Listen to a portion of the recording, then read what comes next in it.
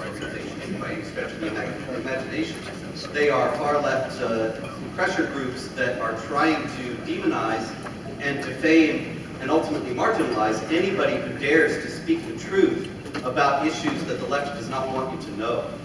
And so we here are in the subversive camp now, the analogous to the Soviet Union's secret meetings where people would gather to hear the truth that Pravda and TASS and the other organs of Soviet accepted opinion were not willing to tell. And so I commend you all for having the courage to be here. One interesting thing that Pat said in his remarks a few minutes ago was that Ronald Reagan had spoken about the Soviet Union as the foremost evil that we have faced in the modern age. Now, you may recall that the Soviet Union and the United States in the Cold War were both operating according to a principle known as mutually assured destruction. And that was based on the assumption that both sides wanted, at very least, to survive. Both sides wanted to live.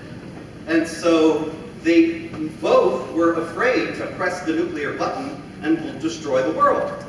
Neither of them wanted to do that. Neither of them wanted to bring death and destruction on so massive a scale onto the planet. We are now facing an enemy that mutually assured destruction will not work with. The principle does not hold because this foe says forthrightly, we love death. We will win because we love death more than you love life.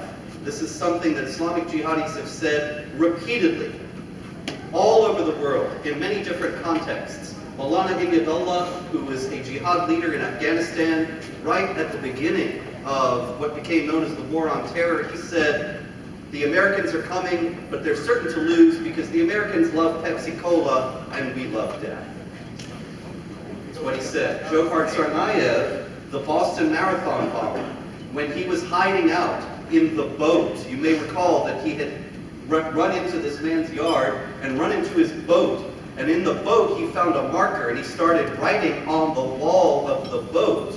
And he wrote, we will win because we see paradise in the barrels of your guns. In other words, go ahead and kill us.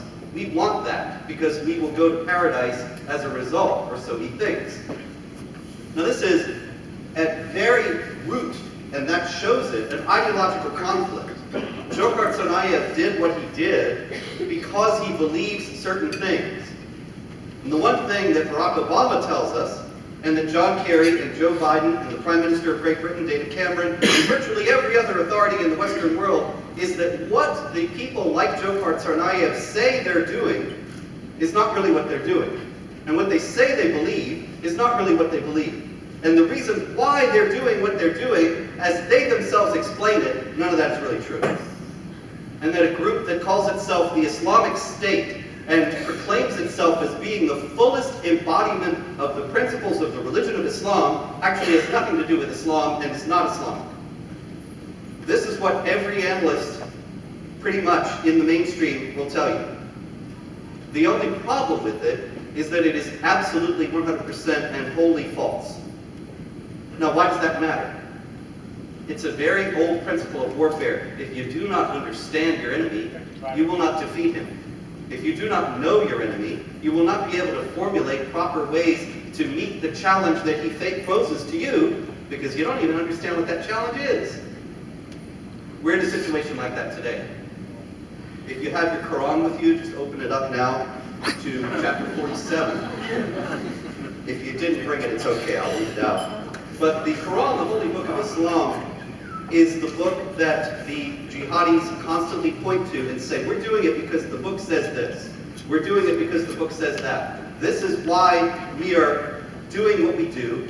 And you will find our motives and our goals all completely set out in this book.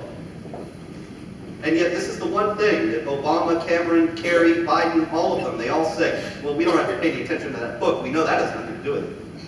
But let's just give them the benefit of the doubt. The Islamic State. The Islamic State has declared war on the United States. It has said that it's going to fly the black flag of jihad over the White House and kill Obama. It said that they're going to make the United States and the rest of the world into an Islamic state. I'll tell you right now, I don't think they're really going to do that. But they could kill quite a lot of people in trying to. That seems actually something that they could very easily do. The Islamic State explains that they are at war with the United States and that they want to kill so many of us because of principles that are in the Islamic Holy Book. So let's look at what the Islamic State does in light of the complete denial that this has anything to do with Islam. Barack Obama says that they behead people, and when they behead people, this is completely against the principles of Islam. So if you have your Quran, chapter 47, verse 4, it says, when you meet the unbelievers, strike their necks. When you meet the unbelievers, strike their necks. This Quran, by the way, it's very useful. This is a very interesting story. I got this Quran a few years ago. I was in London, and I was filming a documentary, but I had a lot of downtime. And so I did what any American tourist in London would do. I visited the local mosques. And in one of the mosques, I went to this was in the Finsbury Park Mosque. The Finsbury Park Mosque, about 10 years ago, was notorious around the world for being the mosque where the imam, the head of it, was this man. He was known popularly as Captain Hook. His name was Abu Hamza al-Masri.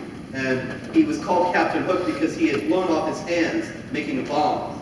And he had lost an eye in both his hands. He had these hooks for hands. And he was ultimately arrested and imprisoned for various terrorist-related activities. He was then extradited to the United States, where he is in prison today, because he was trying to set up an Al-Qaeda training camp in Oregon. Anybody here from Oregon? I guess this is the New England conference. I was always bad, Joe. Anyway, I was actually telling them, don't you think we should do the New England conference in Southern California? But anyway, the weather will clear up. The Captain Hook, Abu Hamza al-Masri, he was the leader of the Finsbury Park Mosque, the imam of the Finsbury Park Mosque. And he was teaching jihad and killing the infidels and conquering Britain and making it Islamic and so on. When he was removed and imprisoned, then a different group of people came in and took control of the mosque. I went in at that time and I said, I understand you had a little bit of trouble here a few years ago. And they said, yes, we did, but there were some extremists here, but they're all gone and now we're all moderates. And they were very happy to have visitors. They gave me this Quran, they gave me a lot of other books, hoping I would convert to Islam. And I found this Quran very, very useful because it doesn't just have the translation of the text into English, but it also has commentary by Sayyid Abu Ala Maududi, who was a Pakistani politician and scholar of Islam. He wrote a multi-volume commentary on the Quran that you can get at your local Islamic bookstore next time you're there. And he also wrote many, many things about various aspects of Islam. When you go to your local Islamic bookstore, if you were to go to islamicbookstore.com or islamicity.com, you'll find a lot of books by Maududi. He is very, very mainstream. He's not some marginal extremist. And he writes commentary that is very illuminating so that you can say, well, I didn't just hear all this from that guy that Media Matters says is such a bad guy, but this is actually more mainstream within Islam. The Islamic State beheads people. What else do they do? One of the things that they do, you may recall, that got them to be so notorious was that they captured a lot of women who were not Muslim, Christians and Yazidis, and they forced them into sex slavery. Now this sounds impossibly lurid, and I'm sorry to even bring it up, but it's amazing that that would even be happening in the 21st century. This is now right, yeah. And it's astonishing to read these things and think we're not reading Marco Polo or something from 1,000 years ago. This is now. And they say once again that they're doing this, it's simply because of Islam. And Barack Obama says, no, no, no, it isn't. So let's look again at the record. The Quran in chapter 4, verse 3 says, if you marry the women that seem good to you, 2 or 3 or 4, if you fear that you will not be able to treat them justly, then marry only one, or marry from among those whom your right hands possess. Now what does that mean? Those whom your right hands possess. Well, let's see what Maududi says. Maududi explains the verse. He says this expression denotes slave girls. i.e. female captives of war, who are distributed by the state among individuals when no exchange of prisoners of war takes place. Now, is that not what the Islamic State did? Exactly. And yet, Maududi died in 1979. He never heard of the Islamic State. He was actually the founder of Jamaat-e-Islami, which is still the largest Islamist political party in Pakistan. Now, these girls whom the right hands possess, let's just make it absolutely clear what they are for. The Quran says at the beginning of chapter 23, the believers have indeed attained true success.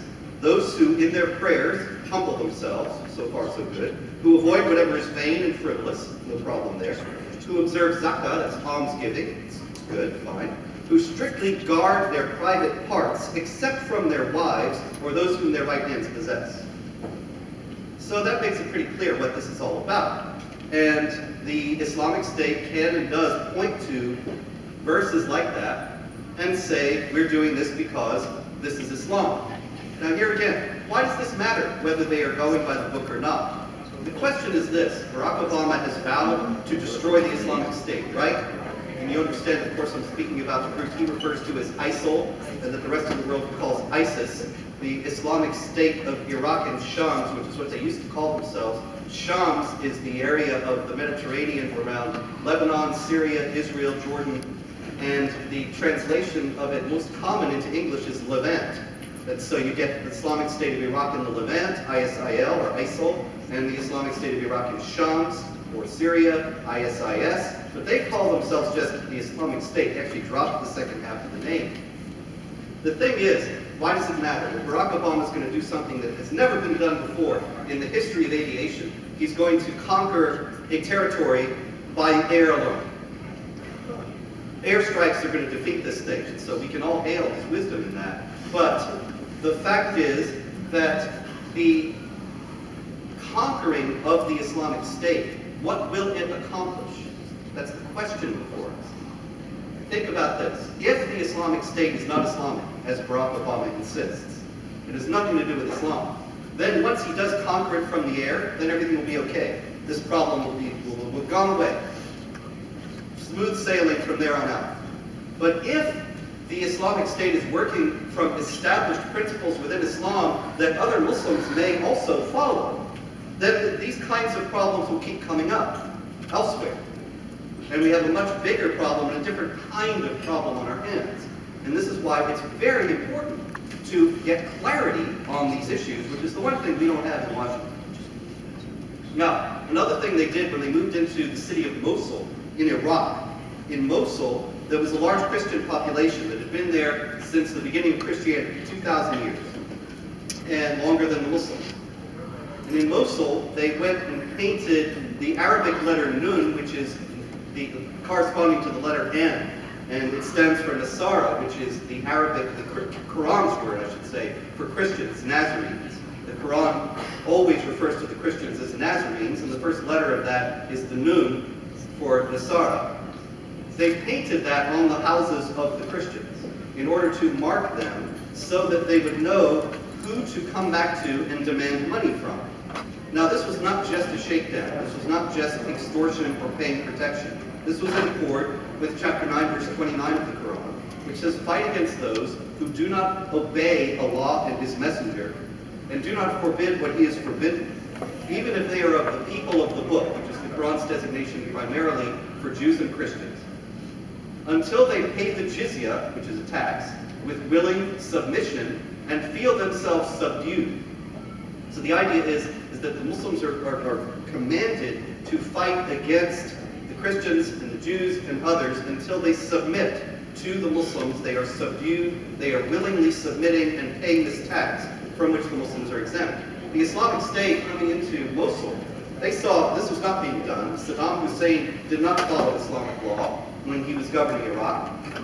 And so they told the Christians, you've got to pay this tax, or convert to Islam, or we will kill you. Now in that they must be completely misunderstanding Islam, right? So let's go to see what Maududi says about that particular verse.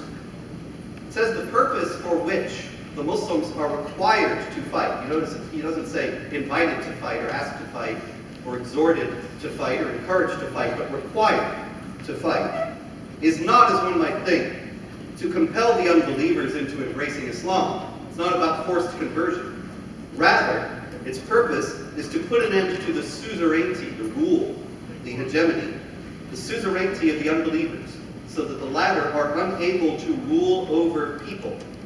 You notice how universal that statement is. He's not just saying the unbelievers should not be able to rule over Muslim lands, or should not be able to invade Iraq, or should not be able to establish the state of Israel. He's saying the unbelievers should not be able to rule over people, any people. He goes on, the authority to rule should only be vested in those who follow the true faith. Unbelievers who do not follow this true faith should live in a state of subordination, so not having equal rights with the Muslims. Anybody who becomes convinced of the truth of Islam may accept the faith of his or her own volition. The unbelievers are required to pay jizya, the poll tax, in return for the security provided to them as the dhimmis, the protected people of the Islamic State. Jizya symbolizes the submission of the unbelievers to the rule of Islam. The submission of the unbelievers to the rule of Islam. So when they went into Mosul, that's what they were doing. They were making sure that the unbelievers were submitting to the hegemony of Islam. This was in accord, once again, with Quranic principles. You may have heard also recently that the Islamic State jihadis went into the museum in Mosul. Did you see the news on that? And started to smash up the ancient artifacts, 3,000-year-old Assyrian statues. And they took sledgehammers and smashed them to bits. If you studied any anthropology or any ancient history, you probably saw the winged horses of the Assyrians and so on. They're gone, destroyed. And there were two ancient cities where a great deal of this art still existed that they went into also and smashed up and left it in absolute rubble, ruins. Now, why on earth would they do that? That's just absolute anti-civilization, anti-human savagery. These things can never be replaced. There are no more Assyrian artists who can make that kind of thing. They're just gone. Why would they do that? Well, the Quran says in chapter 3, verse 137, that if you are skeptical about, the context is that it's saying, if you don't believe what's being revealed, then go about the land and see the destiny of those who rejected Allah. And the idea is that the ruins of ancient civilizations show forth the judgment of Allah on the people who rejected Him, the people who were pagans and worshipped other gods.